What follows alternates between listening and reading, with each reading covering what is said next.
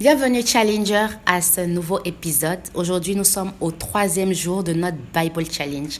Pour ceux qui ne le savent pas, nous avons décidé à Challenge Ministry de couvrir tout le Nouveau Testament en cette année 2019 et nous le faisons jour après jour.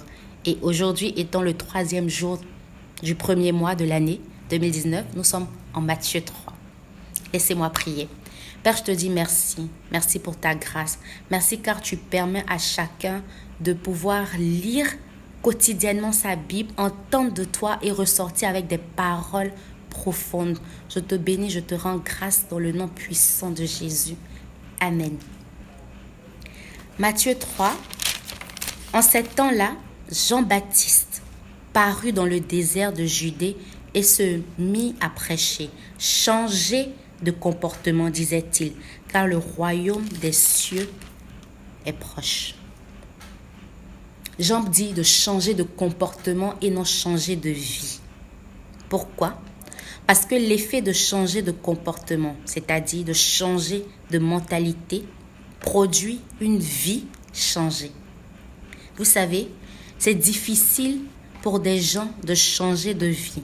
Après 20 combien d'années ou après une trentaine et même plus d'années vécues sur Terre. Le secret de changer sa manière de penser et même sa manière de faire certaines choses qu'on a l'habitude de faire produit en nous une vie changée. Comme Proverbe 4, verset 23 le dit, « Comme un homme pense, tel il est. » La version anglaise nous dit, « As a man thinketh, so is he. » Continuons la lecture. Jean est celui dont le prophète Ésaïe a parlé lorsqu'il dit « Un homme crie dans le désert, préparez le chemin du Seigneur. Faites-lui des sentiers bien droits. » Le vêtement de Jean était fait de poils de chameau et il portait une ceinture de cuir autour de la taille. Il mangeait des sauterelles et du miel sauvage. Les habitants de Jérusalem, de toute la Judée et de toute la région voisine de la rivière venaient à lui pour se faire baptiser. Ici, je remarque que Jean a dû être beaucoup connu. Il était célèbre en son temps. Beaucoup de gens connaissaient Jean. Pourquoi? À cause de ce qu'il faisait. La Bible nous dit en Proverbe 18, verset 16, la version anglaise traduit « A man's gift maketh room for him and bringeth him before great men ». Ce qui veut dire en français « Le don d'un homme lui donne de la place et le met devant de grands hommes ». Le don d'un homme lui donne de la place. Le don d'un homme l'établit. Le don d'un homme le présente devant les grands. Et ce n'est pas par hasard que celui-ci est connu. Jusqu'à présent, Jean est connu sous le nom de Jean-Baptiste à cause de ce qu'il faisait et surtout qu'il le faisait bien. Ma question ici pour toi, Challenger, est lorsqu'on pense à toi, est-ce qu'on t'associe à ton don parce que tu le fais bien, de façon impeccable, ou personne ne sait ce que tu fais parce que tu as étouffé le don de Dieu en toi?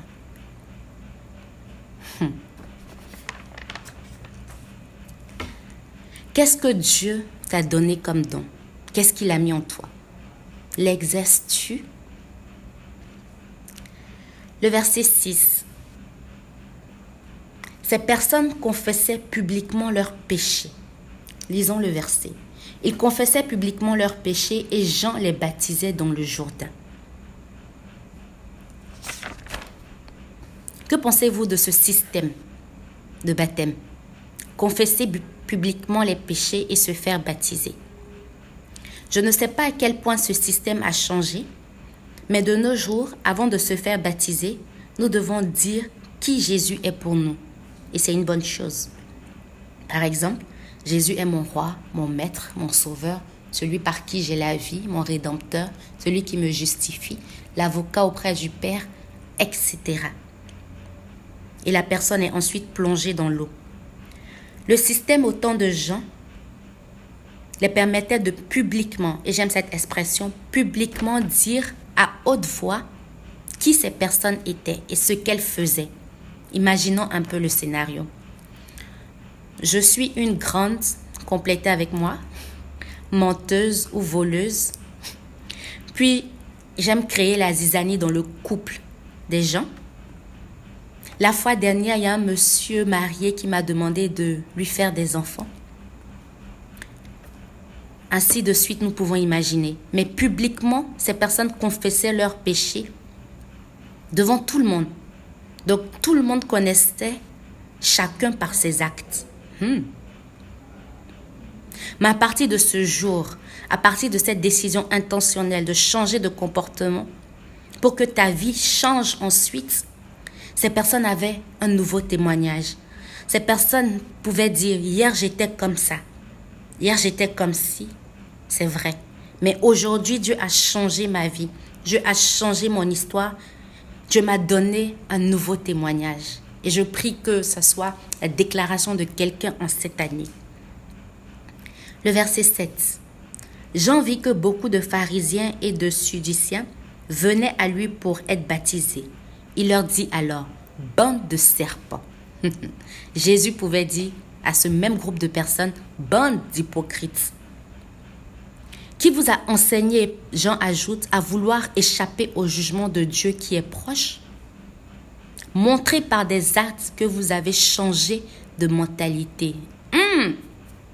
Je peux demeurer sur ce verset tout au long de ce jour. Changez, mais montrez par des actes que vous avez changé de mentalité. Tu ne peux pas dire, Challenger, que tu as changé de mentalité, ta manière de voir et même de faire les choses, et il n'y a pas de répercussions, d'impact et de conséquences dans ta vie. Cela n'est pas possible. Le verset 9. Et ne pensez pas qu'il suffit de dire en vous-même, Abraham est notre ancêtre, car je vous déclare que Dieu peut susciter, il peut utiliser des pierres que voici pour en faire des descendants d'Abraham. Jean était dans la révélation. Pourquoi je dis ça? Parce que je ne sais pas si Jean avait la révélation de ce qu'il disait, mais aujourd'hui je peux confirmer. Parce que Jean annonçait d'avance ce que Pierre, l'apôtre Pierre, a relevé en 1 Pierre 2, verset 4 au verset 5, qui nous dit « Approchez-vous de lui, pierre vivante, rejetée par les hommes, mais choisie et précieuse devant Dieu. Et vous-même, comme des pierres vivantes, édifiez-vous pour former une maison spirituelle, un saint sacerdoce, afin d'offrir des sacrifices spirituels agréables à Dieu par Jésus-Christ. » Et aujourd'hui, toi qui m'entends, grâce à l'alliance par Jésus-Christ, nous sommes dits enfants d'Abraham. Abraham est notre père. Le verset nous apprend qu'il ne suffit pas d'être un simple descendant d'Abraham. Il faut la décision intentionnelle, et je souligne le mot intentionnel, de changer sa manière de penser, de faire et de voir les choses. Tu sais, ta mentalité doit tourner vers Dieu parce que ta vie est le reflet de ce à quoi tu penses constamment, à chaque instant. Le verset 10. La hache est déjà prête à couper les arbres à la racine, tout comme tout arbre qui ne produit pas de bons fruits. De bons fruits, j'ai souligné, va être coupé et jeté dans le feu. Jésus pouvait dire en ses propres mots, on vous reconnaîtra par vos fruits. Quels sont les fruits que tu produis? J'aimerais te poser cette question. Continuons au verset 11. Jean ajoute, moi je vous baptise avec de l'eau pour montrer que vous changez de comportement. Mais celui qui vient après moi vous baptisera avec le Saint-Esprit et avec le feu. Il est plus puissant que moi, je ne suis même pas digne d'enlever ses chaussures. Es-tu baptisé? Si oui, est-ce que ton comportement a changé? Est-ce que ta vie est le résultat de ce comportement changé? Le verset 12. Il tient en sa main la pelle à vanner et séparera le grain de la paille. Il amassera son grain. Es-tu un grain ou une paille? La Bible nous parle le grain de la paille. Il séparera. Il amassera son grain dans le grenier, mais il brûlera la paille dans le feu qui ne s'éteint jamais. Je prie que tu sois un grain qu'il puisse amasser, que tu fasses partie des grains qu'il amassera. Le verset 13. Alors Jésus vint de la Galilée au Jourdain. Il arriva auprès de Jean pour être baptisé par lui. Jean s'y opposait et lui disait, « C'est moi qui devrais être baptisé par toi, et c'est toi qui viens à moi. » Jésus lui répondit, « Accepte qu'il en soit ainsi pour le moment. Car voilà comment nous devons accomplir tout ce que Dieu demande. » Yes. Pour le moment. Qu'est-ce que Dieu te demande? Fais-tu preuve d'humilité? C'est ma question pour toi en ce jour. Le verset continue en disant, « Alors Jean accepta. Dès que Jésus fut baptisé, il sortit de l'eau. Au même moment, le ciel s'ouvrit pour lui. » Le ciel s'ouvrit pour Jésus. Nulle part l'histoire n'a mentionné que les autres personnes qui se faisaient baptiser par Jean, dès qu'ils rentraient dans l'eau et sortaient, le ciel s'ouvrait. Mais à cet instant précis, quand Jésus fut baptisé, le ciel s'ouvrit pour lui. J'aime ça. Il vit l'Esprit de Dieu descendre comme une colombe et venir sur lui. Et une voix venant du ciel déclara, « Celui-ci est mon fils bien-aimé, je mets en lui toute ma joie. » Celui-ci est mon fils bien-aimé, je mets en lui toute ma joie. Recherches-tu une joie complète? Es-tu rassasié de la joie que tu as ou tu désires cette joie que Dieu seul peut donner? Une joie qui ne tarit jamais, une joie éternelle, une joie qui remplira tous les jours de ta vie? Si oui, j'ai une bonne nouvelle pour toi. Jésus est celui en qui Dieu a mis toute sa joie. Dieu a mis sa joie en Jésus.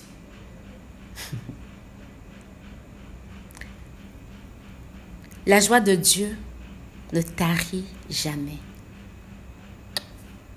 Quoi de plus recherché, Challenger, que cette personne de Jésus en qui Dieu a tout mis, y compris sa propre joie?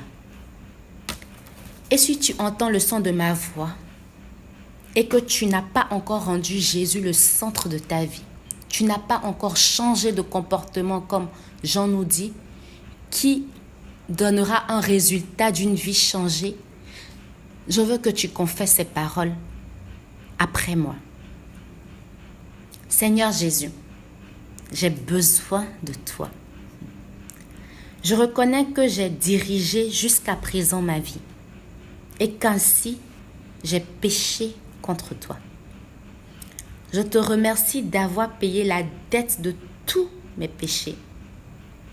J'accepte l'offre d'amour que tu m'offres par ta mort sur la croix.